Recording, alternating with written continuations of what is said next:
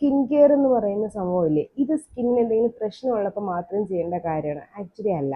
സ്കിന്നിന് ഒരു പ്രശ്നം ഇല്ലെങ്കിലും അത് ക്ലീൻ ആക്കി വെക്കുക എന്നുള്ളത് വളരെ ഇമ്പോർട്ടൻ്റ് ആയിട്ടുള്ള കാര്യമാണ്. നമ്മൾ എപ്പോഴും മിസ് ഔട്ട് ചെയ്യുന്നത്, നമ്മൾ കുളിക്കുന്നുണ്ടാവും, ബാക്കി എല്ലാ കാര്യങ്ങളും ഉണ്ടാവും, പക്ഷെ നമ്മൾ എപ്പോഴും നമ്മുടെ ഫേഷ്യൽ സ്കിന്നിനെ വെറുതെ വിടാറാണ് പതിവ്. അതിനെ പ്രോപ്പറായിട്ട് ഹൈഡ്രേറ്റ് ചെയ്യുകയോ പ്രൊട്ടക്റ്റ് ചെയ്യുകയോ ക്ലീൻ ചെയ്യുകയോ ചെയ്യാറില്ല. കാരണം നമ്മുടെ ബോഡിയുടെ സ്കിന്നിനേക്കാൾ നമ്മുടെ ഫേസിലെ സ്കിൻ കുറച്ചും കൂടെ ഓയിലി അല്ലെങ്കിൽ കുറച്ചും കൂടെ എന്താ പറയുന്നത് സോഫ്റ്റ് ആയിരിക്കും. അതുകൊണ്ടാണ് നമ്മൾ ബോഡി കെയറിനേക്കാളും കുറച്ചും കൂടെ ഫേസിലെ സ്കിന്നിന് കെയർ കൊടുക്കണമെന്ന് പറയുന്നത്. അല്ലാണ്ട് മോക്കുരു വന്നാലേ അല്ലെങ്കിൽ മുഖത്തൊരു പിഗ്മെൻറ്റേഷൻ വന്നാലേ സ്കിൻ കെയർ ചെയ്യൂ എന്നുള്ള വാശി വേണ്ട. നമ്മുടെ ഫേസ് നോർമലായിട്ട് ഇരിക്കുമ്പോൾ തന്നെ അതിനെ നോർമലൈസ് ചെയ്യുക സ്കിൻ കെയർ എന്ന് പറയുന്ന സാധനം. അടുത്ത അണ്ടർലൈൻ ക്വസ്റ്റ്യാണ്, പണ്ട് ഇതൊന്നും ചെയ്തില്ലല്ലോ എന്നുള്ളത്.